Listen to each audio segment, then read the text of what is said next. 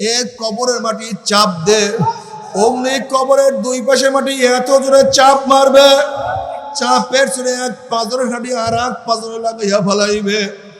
এ সাপ জড়াইয়া ধর, অমনি ৯৯টা সাপ আসিয়া নাফরমানকে প্যাঁচ মারবে। নবী আলাইহিস সালাতু ওয়াস সালাম ফরমান, ওই সাপ এত বিষাক্ত হবে, দুনিয়ার কোন কর্নার থেকে যদি সাপ একটু শ্বাস ফালাইতো তাহলে সাপের বিষে গোটা দুনিয়ার গাছপালা তরুণরা সব মরিয়া ফিনিশ হইয়া যাইত, একটা ঘাস পর্যন্ত জমিনের মাথা উঠা করতে পারতো না। আল্লাহ তুই আমাদের সবাইকে মাফ করিয়া দাও, আল্লাহ তুই আমাদের সবাইকে ক্ষমা করিয়া দাও। এ ফেরেশতারা কবরের মধ্যে আগুন ধরাইয়া দে, অমনি গোটা কবরটা আগুনে ভরিয়া যাবে। বাবার সহ্য করতে পারবি? ওই আযাব তো কেউ সহ্য করতে পারবো না। আল্লাহ আল্লাহ তুই আমাদের সবাইকে মাফ করিয়াই দাও। তাহলে তুমি নবীর প্রেমে পড়িয়া, নবীর সুন্নাতের প্রেমে পড়িয়া কেন মাথায় টুপি রাখতে লজ্জা পাও? কেন চেহারার মধ্যে দাড়ি রাখতে লজ্জা পাও? কেন তুমি সুন্নাতি জামা পড়তে লজ্জা পাও? অথচ শিখ ধর্ম পালন করতে গিয়ে শিখেরা দাড়ি রাখতে লজ্জা পায় না, শিখের মাথার মধ্যে বড় বড় চুল রাখতে লজ্জা পায় না, শিখদের মাথার মধ্যে পট্টি পড়তে লজ্জা পায় না। অথচ মুসলমান হইয়া কেন সুন্নাত অনুযায়ী চলো না? কেন লজ্জা পাও? নিশ্চিত তোমার মধ্যে মোহাব্বত নাই, আমার নবীর মোহাব্বত নাই। আর আমার নবীকে মোহাব্বত না করলে আমার নবীর হাতে হাউজে কাউসারের পানিও পান করতে পারবা না। তুমি কি দেখছো? তুমি কি দেখছো দুনিয়ার মধ্যে যে যাকে মোহাব্বত করে সে তার রং ধরে? বন্ধু বন্ধুর রঙের সাইকেল কিনে, বন্ধু বন্ধুর রঙের কলম কিনে, বন্ধু বন্ধুর রঙের পোশাক পরে। যারা নেইমারের ভক্ত, মেসির ভক্ত, তারা সেই রঙের সেই ডিজাইনের চুল কাটে। যারা অমুক দেশের ভক্ত সেই ডিজাইনের গেঞ্জি পরে। যারা অমুক দেশের ভক্ত তারা সেই ডিজাইনের বাড়ি সাজায়। যারা নায়ক অমুকের ভক্ত তারা সেই ডিজাইনের কেস পরে, জুতা পরে। ঠিক যারা মদিনার ভক্ত সেই মদিনাওয়ালা অনুযায়ী চুল কাটে। যারা মদিনার ভক্ত তারা মদিনায় অনুযায়ী দাড়ি রাখে। যারা মদিনার ভক্ত তারা মদিনাওয়ালা অনুযায়ী কাপড় পরে, জামা পরে, ব্যবসা করে, রাজনীতি করে, নেতা মানে, সেই আদর্শ পালন করে। যদি মদিনাওয়ালার ভক্ত ইয়া কবরে যাইতেই পারো, জনাব মুহাম্মদ রাসূলুল্লাহ সাল্লাল্লাহু আলাইহি ওয়াসাল্লাম রওজার সাথে সুরাক হইয়া যাবে, রাস্তা হইয়া যাবে। বলবে মান হাজার রজুল, চেন ওই ব্যক্তিকে। অমনি স্কুলের সন্তান যেগুলি নবীর ভক্ত ছিল, কলেজের সন্তান যেগুলো আমার নবীর আশেক ছিল, তারা দেখবেন নবীর মাথার সাথে তার মাথার মিল, নবীর চেহারার সাথে তার চেহারার মিল, নবীর পোশাকের সাথে তার পোশাকের মিল, নবীর নীতির সাথে আদর্শের সাথে তার নীতি আদর্শের মিল, নবীর দলের সাথে তার দলের মিল, নবীর সাথে তার নেতার মিল। দেখিয়ে চিনিয়া ফেলাবে যে আমার নবী জনাব মুহাম্মদ রাসূলুল্লাহ সাল্লাল্লাহু আলাইহি ওয়াসাল্লাম। অমনি আমার মাওলার ডাক দিয়ে সাদাকা দি, ওর প্রশ্নের জবাব ঠিক হয়েছে, ও 100 মার্কস পেয়ে গেছে। হাফিজুল ফরাশ মিনাল জান্নাহ ওয়া আলবিসু মিনাল জান্নাহ, ওর গায়ের মধ্যে জান্নাতের পোশাক লাগাইয়া দে, জান্নাতের বিছানা বিছায়া দে, জান্নাতের নাজ নিয়ামতের দ্বারা গোটা কবরটাকে ভরিয়া দে। জোরে বলেন সুবহানাল্লাহ। কিয়ামতের ময়দানে নবী আলাইহিস সালাতু ওয়াস সালাম নিজের হাতে হাউজে কাউসারের পানি পান করাইয়া দিবে। সাহাবায়ে কেরাম প্রশ্ন, ইয়া নবী আল্লাহ, ইয়া রাসূলুল্লাহ, নবী আদম থেকে শুরু করে কিয়ামত পর্যন্ত সমস্ত মানুষই কিয়ামতের ময়দানে উঠবে, আপনি আমাদেরকে চিনবেন কিভাবে? নবী আলাইহিস সালাতু ওয়াস সালাম কত সুন্দর চমৎকার জবাব দিছে। লক্ষ লক্ষ ঘোড়ার মধ্যে কোন একটা ঘোড়ার কপালে যদি চাঁদ থাকে, সাদা থাকে, তাকে বের করতে কোনো কষ্ট হয় নাকি? না ইয়া নবী আল্লাহ, কোনো কষ্ট হয় না। নবী আলাইহিস সালাতু ওয়াস সালাম বলেন, কিয়ামতের ময়দানে আমার উম্মতের সেজদার জায়গার থেকে নূর চমকাইতে থাকবে, সুন্নাতগুলি সব নূরে আলোকিত হয়ে যাবে। আমি দেখিয়ে চিনিয়া ফেলাবো এইটা আমার উম্মত। আমি ডাকিয়া ডাকিয়া হাউজে কাউসারের পানি পান করাইয়া দেব। মান শারবা লাম ইয়াজমা আবাদা, যারা এক পেয়ালা হাউজে কাউসারের পানি পান করবে 50,000 বছরের মধ্যে আর কোনোদিন পানি পাশা লাগবে না। বুখারী শরীফের মধ্যে রওয়ায়াত আছে, দীর্ঘ এক রওয়ায়াতের মধ্যে আসছে নবী আলাইহিস সালাতু ওয়াস সালাম ফুসরাতের কিনারায় দাঁড়ানো থাকবে, তার উম্মতরা পানি দিবে। যাদের ঈমান আমল মজবুত, আকাশের মধ্যে বিজলি চমকাবার সাথে সাথে যেরকম তার আলো দুনিয়াতে পৌঁছিয়া যায়, একদল আল্লাহ পাকের মুমিন বান্দা বান্দার ঈমান আমল এত মজবুত হবে, 1 সেকেন্ডের মধ্যে ফুসরাত পানি দিয়ে আমার মাওলার জান্নাতে চলিয়া যাবে। যাদের ঈমান আমল আর একটু দুর্বল, বাতাসের গতিতে ফুসরাত পানি দিয়ে আমার মাওলার জান্নাতে চলিয়া যাবে।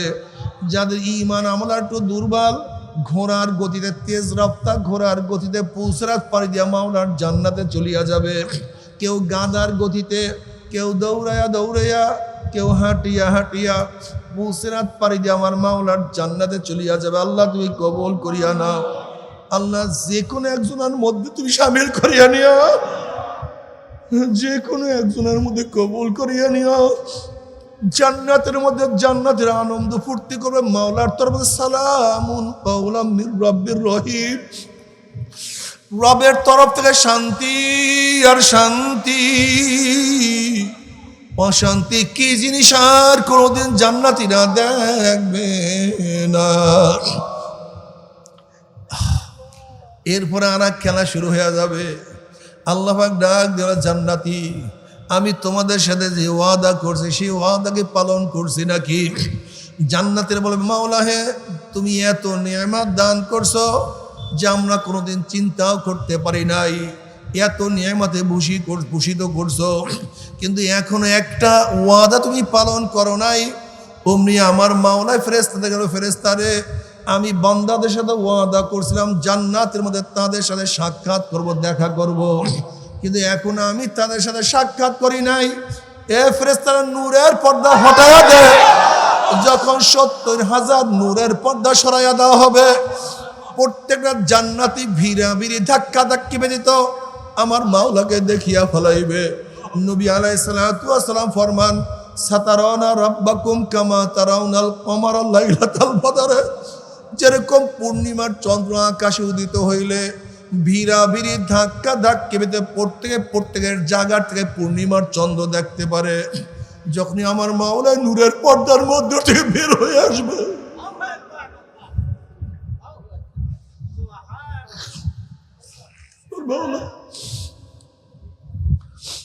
আমার মাওলাকে জান্নাতীরা দেখিয়া ফেলাইবে। আমার মাওলাকে দেখার সাথে সাথে সমস্ত জান্নাতীরা সিজদার মধ্যে পড়িয়া যাবে। এক সিজদার মধ্যে 40,000 বছর কাটিয়া যাবে, কিন্তু হুঁশ থাকবে না, খেয়াল থাকবে না। কি যে মজা! আল্লাহ তুমি কবুল করো। তোমাকে এক নজর দেখার তৌফিক দিয়ে দাও। না দেখিয়ে জীবন ভর চেষ্টা করলাম, না দেখিয়ে তোমার কথা জীবন ভর মারলাম।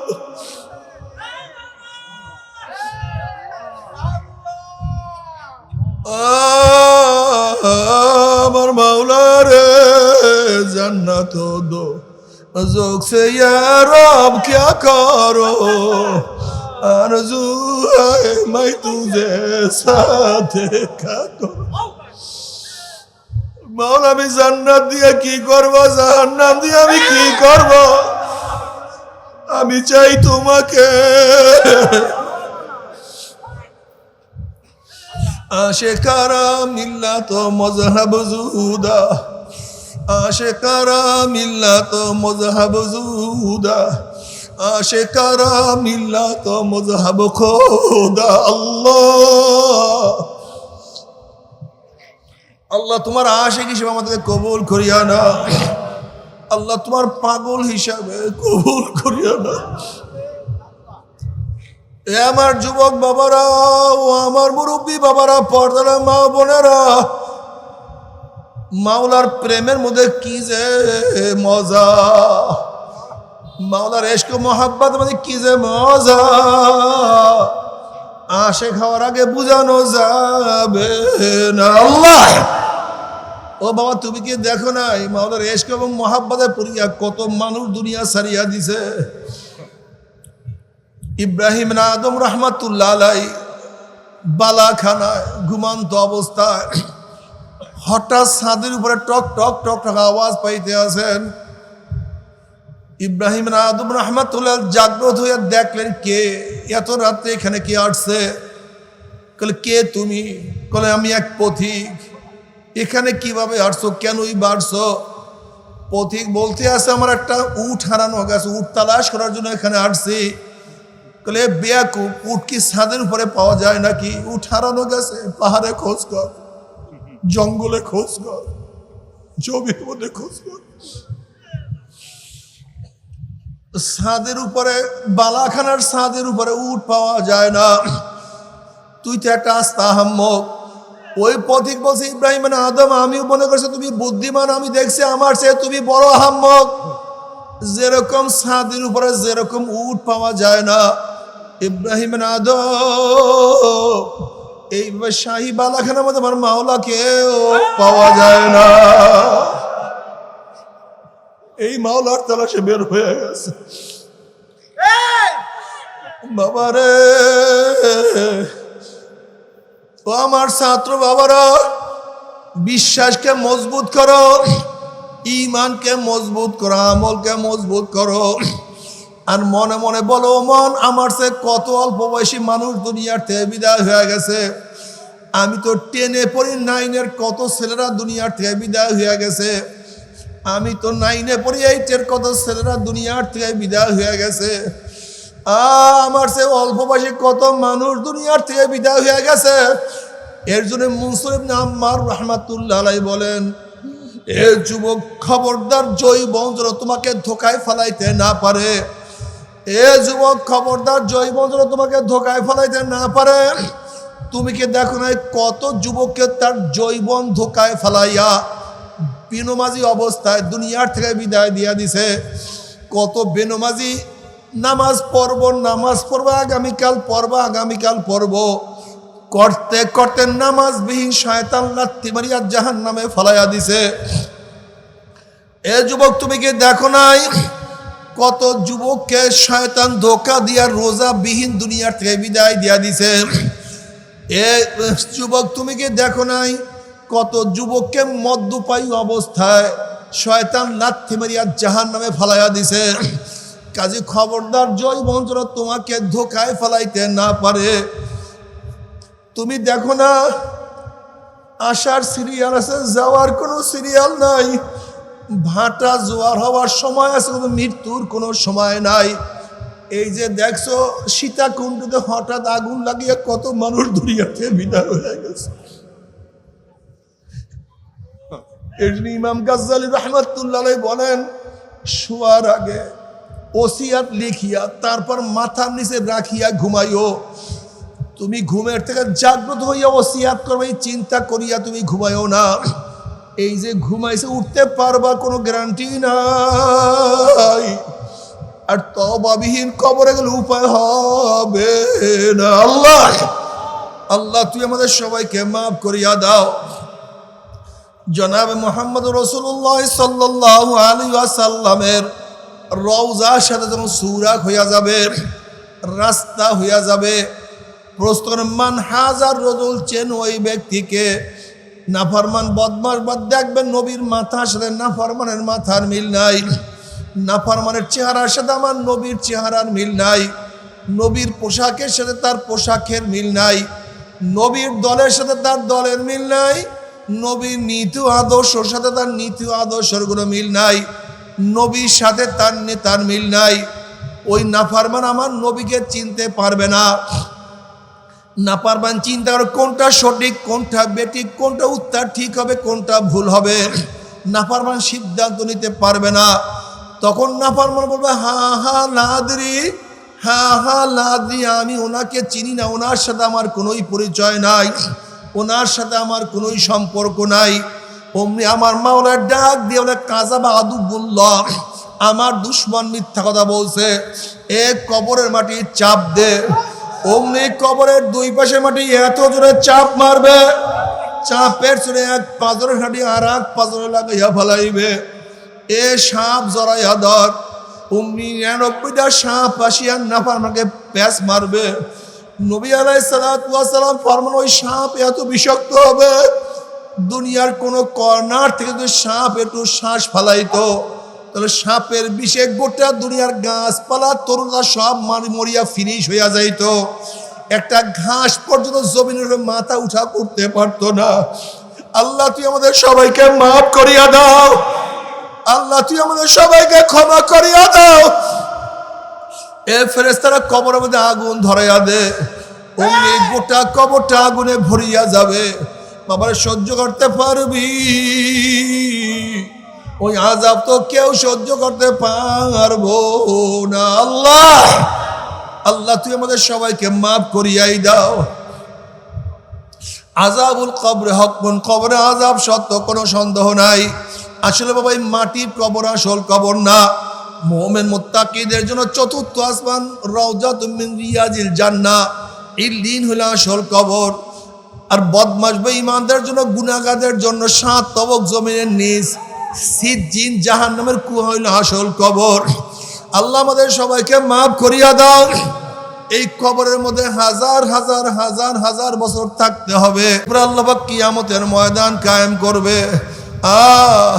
আল্লাহ পাক কালামে পাকের মধ্যে ফরমান, ইউরাফুল মুজরিমুনা বিসিমাহুম ফায়ুখাযু বিন নাওয়াসি ওয়াল আকদাম। যেরকম বিজ্ঞ ডাক্তারের কাছে গেলে ডাক্তার রোগীর চেহারা দেখলেই বলতে পারে কোন রোগের জান রোগীর মধ্যে ঢুকছে, ঠিক কিয়ামতের ময়দানে নাফরমানদের চেহারা দেখলেই ফেরেশতারা বুঝতে পারবে কোন ধরনের গুনাহ করিয়া নাফরমান কিয়ামতের ময়দানে উঠছে। আল্লাহ তুমি আমাদের সবাইকে মাফ করিয়া দাও। বাবার এক আল্লাহর ওলি ঘুমের থেকে ওঠার পরই আয়না দেখতো। সাগরেদরা প্রশ্ন করেছে, হযরত ঘুমের থেকে উঠার পরে আপনি কেন আয়না দেখেন? বলে আমি কেন আয়না দেখি? শোনো, আমার ভয় হয় আমার গুনার কারণে মাওলা আমার চেহারা আবার পরিবর্তন করিয়া দিছে নাকি।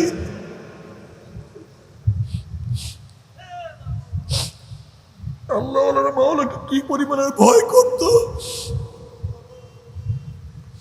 আল্লাহ আব্দুল কাদের জিলানী রাহমাতুল্লাহ আলাইহি কাবা শরীফের সাথে মাথা টাকায় আর দোয়া করে, মাওলা হে কিয়ামতের ময়দানে আমি আব্দুল কাদের হাতের মধ্যে পায়ের মধ্যে জাহান্নামের শিকল লাগাইয়াই দাও, আমাকে অন্ধ করিয়া উঠাইও। আমি এই লজ্জা সহ্য করতে পারবো না। বরফের আব্দুল কাদের জিলানী রাহমাতুল্লাহ আলাইহি যদি এত ভয় করে যদি জাহান্নামের শিকল লাগিয়া যায়, তোমার আমার উপায় কি? বুঝে তো আর আসে না। আল্লাহ তুমি মাফ করিয়া দাও। ওমর ইবনে খাত্তাব রাদিয়াল্লাহু তাআলা আনহু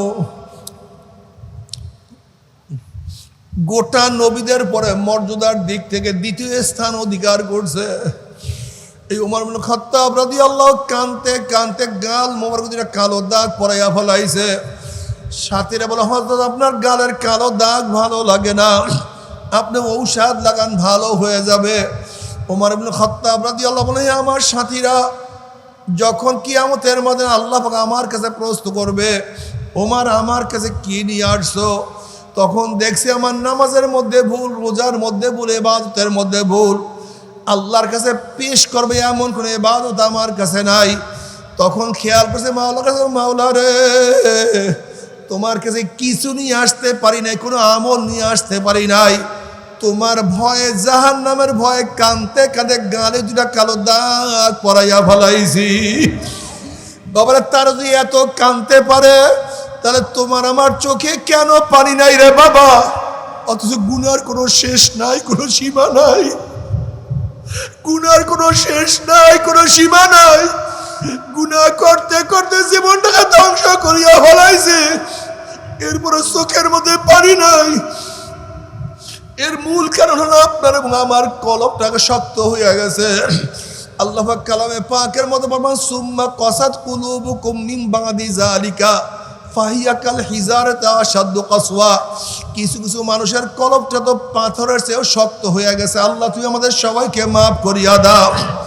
নবী মুসা আলাইহিস সালাতু ওয়াস সালাম একদিন এক জায়গা থেকে রওনা করছেন, দেখেন একটা পাথর কাঁদতে আছে। নবী মুসা আলাইহিস সালাতু ওয়াস সালাম প্রশ্ন, পাথর তুই কেন কাঁদো? তখন পাথর জবাব দেয়, আল্লাহ নবী মুসা, আল্লাহ পাক রব্বুল আলামিন মানুষ এবং পাথর দিয়া জাহান্নামকে জ্বালাইবে, ওয়াকুদুহান নাস ওয়াল হিজারা, সেই জাহান্নামের ভয় আমি কাঁদতে আছি। আপনি তো আল্লাহর কাছে দোয়া করেন, মাওলা আমাকে মাফ করিয়া দেয়। নবী মুসা আলাইহিস সালাতু ওয়াস সালাম আল্লাহর কাছে দোয়া করলেন, মাওলা হে, একটা পাথর তোমার ভয়ে কান্দে, তুমি তাকে মাফ করিয়া দাও। আল্লাহ পাক বললেন, তুমি পাথরকে সুসংবাদ জানাইয়া দাও, আমি তাকে মাফ করিয়া দিলাম। এই সুসংবাদ জানাইয়া মুসা আলাইহিস সালাতু ওয়াস সালাম সেখান থেকে চলিয়া গেলেন। অনেক দিন পরে সেখান থেকে যাওয়ার সময় দেখে পাথর আবারও কান্দে। নবী মুসা আলাইহিস সালাতু ওয়াস সালাম খুবই রাগী নবী ছিলেন। তিনি ধমক দিয়া প্রশ্ন, পাথর তুই কি আমার কথা বিশ্বাস করো নাই? মাওলা তোকে মাফ করিয়া দিছে। পাথর বলছে, আল্লাহ নবী মুসা, নবীরা কোনোদিন মিথ্যা কথা বলতে পারে না, আল্লাহ আমাকে মাফ করি, আমি বিশ্বাস করি, তাহলে আবারও কেন কাঁদছো? তখন পাথর বলছে, আল্লাহ নবী মুসা, আমি যদি না কাঁদতাম আমার দিকে আপনি লক্ষ্য করতেন না, হয়তো মাওলার কাছে দোয়াও করতেন না, আর দোয়া না করলে হয়তো মাওলা আমাকে মাফও করতো না। যেই কান্নার উসলে মাওলা আমাকে মাফ করিয়া দিছে, ওই কান্না আমি আর কোনোদিনও ছাড়বো না। আল্লাহ, বাবারে পাথর কান্দে, অথচ তোমার আমার চোখে পানি নাই। নবী আলাইহিস সালাতু ওয়াস সালাম নামাজের মধ্যে এমন ভাবে কাঁদতেন,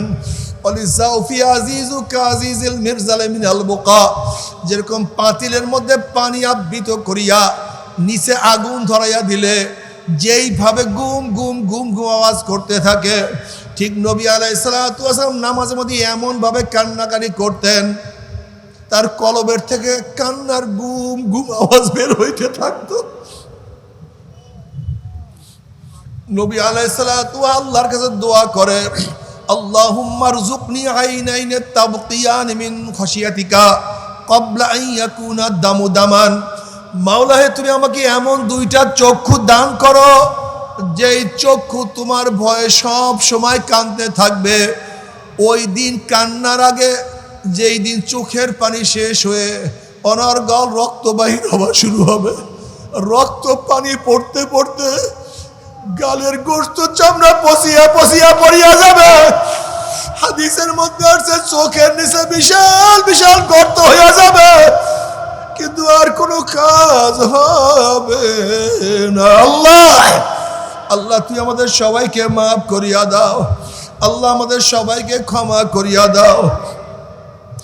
এরপর আল্লাহ পাক কাউকে জান্নাত কাউকে জাহান্নামের ফয়সালা দেওয়ার পরে জাহান্নামের হাতের মধ্যে শিকাল লাগাইয়া ফেলাইবে, কররা লাগাইয়া ফেলাইবে, পার মধ্যে শিকাল লাগাইবে।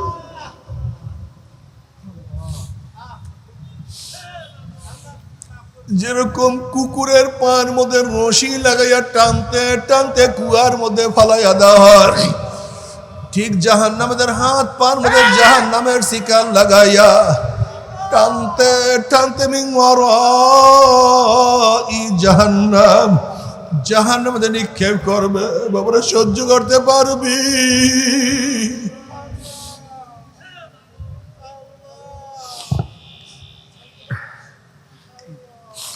ওই আযাব তো কেউ সহ্য করতে পারবো না। আল্লাহ, আল্লাহ তুই আমাদের সবাইকে মাফ করিয়া দাও। বাবারে, জাহান্নামের আগুন কত তেজের আগুন, কত মারাত্মক আগুন। আজকে দুনিয়ার আগুন হাতে লাগলে হাত পড়ে, পায়ে লাগলে পা পড়ে, আর জাহান্নামের আগুন সম্পর্কে আল্লাহ পাক কালামে পাকের মধ্যে ফরমান, নারুল্লাহিল মুকাদাতুল্লাতি তাত্তালিউ আলাল আফইদা। জাহান্নামের আগুন এত মারাত্মক, এত কঠিন, এত তেজের আগুন, শরীরের যে কোনো জায়গা লাগার সাথে সাথে ধাউ দাউ ধাউ দাউ করে কলিজা পুড়িয়া সরকার হয়ে যাবে।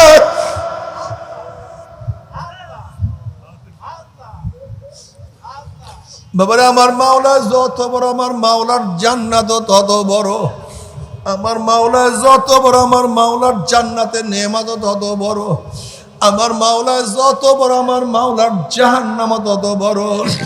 আমার মাওলা যত বড়, আমার মাওলার জাহান্নামের শাস্তিও তত বড়। আল্লাহ মাফ করিয়া দাও। বাবারে মন বুঝতেই চায় না। মন কি শুধু একটা কথা বুঝাও রে মন, যদি কবর গিয়া দেখি কিছুই হয় নাই, তাহলে আমিও বাঁচিয়া গেলাম, তুমিও বাঁচিয়া গেলা, বাস কারবার শেষ। কিন্তু যদি দেখো সব কিছু সত্য, তা তোমার বা উপায় কি? আমার বা উপায় কি? আর সত্য হওয়ার পিছনে কোটি কোটি দলিল আছে রে বাবা, আর মিথ্যা হওয়ার পিছনে একটা দলিল নেই, একটাও প্রমাণ নাই রে বাবা। আল্লাহ আল্লাহ। বাবারে ব্যবসায় লস খেলে আবারও ব্যবসা করা যায়, পরীক্ষায় ফেল করলে আবারও দ্বিতীয়বার পরীক্ষা দেওয়া যায়। দুনিয়ার ম্যাজিস্ট্রেট করে হারলে জজ করে আপিল করিয়া, জজ করে হারলে হাই করে আপিল করিয়া, হাই করে হারলে সুপ্রিম কোর্টে আপিল করিয়া, সুপ্রিম কোর্টে হারলে প্রেসিডেন্ট মার্সি করিয়া যে তার আশা করা যায়। কিন্তু আমার জ্ঞানী বাবারা, আমার পর্দার জ্ঞানী মা বোনেরা, খোদা না খাস্তা, খোদা না খাস্তা, খোদা না খাস্তা, মুয়াতের মামলায়, কবরের মামলায়, কিয়ামতের মামলায়, ওই মিজান পুসরাতের মামলা যে একবার স্লিপ কাটিয়া যায়, আর তো দ্বিতীয়বার আপিল করা যাবে না। আল্লাহ আল্লাহ তুমি আমাদের সবাইকে মাফ করিয়াই দাও।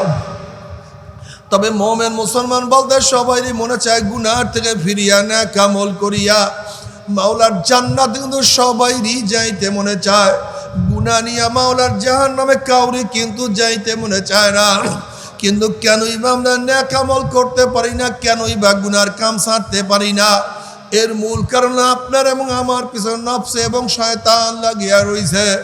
এই নফস এবং শয়তান থেকে ফেরার জন্য যে কোনো একজন হক্কানি আল্লাহর ওলির হাতে হাত দিতে হবে রে বাবা। খবরদার, বর্তমান জমানায় পীর মুরিদে ভেজাল, ব্যবসা, দলাদলি, হিংসা, হাসাদে পরিণত হয়ে গেছে। সমস্ত আল্লাহর ওলির একমত, যেই পীরের 5 জন মুরিদের মধ্যে কম পক্ষে 3 জনকে দেখবেন আলহামদুলিল্লাহ সুন্নাত মাফিক আমল আখলাক মজবুত হয়ে যাইতে আছে, গুনার কাম ছাড়তে আছে, নেকের আমল ধরতে আছে, কলব নরম হইয়া চোখে পানি আসতে আছে। বৃক্ষতর নাম কি, ফলে পরিচয়। আমি চরমুনাই বুঝি না, চরমুনার দাওয়াত, প্রশংসা, প্রচার প্রসার করার জন্য আসি রে বাবা। চরমুনায় যাওয়ার তোমার কোনো দরকার নাই, কোনো দরকার নাই, কোনো দরকার নাই। তুমি যার কাছে গিয়া পারো গুনার কাম সারো, নেকের আমল ধরো, কলম নরম করিয়া চোখে পানি নিয়া মাওলার কবরে যাইও। যেরকম দুনিয়ার ঘরে আগুন লাগলে পানি সারা নিবানো যায় না, ঠিক তো দ্রুপ তোমার এবং আমার গুনার দ্বারা যেই জাহান্নামের আগুন জ্বলিয়া রইছে, চোখের পানি ও সারা কিন্তু জাহান্নামের আগুন নিবানো সম্ভব না। কাজী বাবা আমার জন্য দোয়া চাই, আমিও দোয়া করি। সবাই সবার জন্য প্রাণ খুলিয়া দোয়া করো, যেন কিয়ামতের ময়দানে গলাগলি বাঁধিয়া মাওলা একসাথে জান্নাতে যাওয়ার তৌফিক দিয়া দেয়। আল্লাহুম্মা আমিন, আল্লাহুম্মা আমিন। ও আমার পর্দালে মা বোনেরা, 2 হাত তুলিয়া মাওলার দরবারে কান্দো আর মাওলার কাছে মাপ চাও। কান্না না আসলে মনের ভিতরে মন। একদিন এই ঘরের দরজাতে নতুন বউ হইয়া উঠছিল রে মন। কত মেয়ে লোকে শরবত খাইছে, কত মেয়ে লোকে বাতাস করছে। আবার একদিন এই ঘরের দুয়ার দিয়া মরাল আসিয়া বাইর হব। ছেলে কানবে মামা করে, মেয়ে কানবে মামা করে, ওরে মন জবাব তো আর দিব না। আল্লাহ আল্লাহ কত আলেম ওলামাত নিয়ে হাত তুললাম রে মাওলা। আল্লাহ কত সাদা দাড়িওয়ালা ভাইদেরকে নিয়ে হাত তুললাম রে মাওলা। আল্লাহ তোমার হাবিব বলছে সাদা দাড়িওয়ালা যখন কান্দলা তখন লজ্জা পাইয়া যাও। আল্লাহ কত বেগুনার না বলে তালবি আলিম যাদের পায়ের নিচে তারা পাকনা বিছায়া দেয়। আল্লাহ কত জাকিরিন শাকিরিন তোমার খাস খাস বন্দাদের কিনে হাত তুললাম রে মাওলা। আল্লাহ আমি তো গুনাহগার, আমার দিকে না তাকাইয়া তোমার যেই বন্দার হাত পছন্দ হয় তার উসিলে আমাদের সময় গুনাহ খাতা মাফ করে দাও।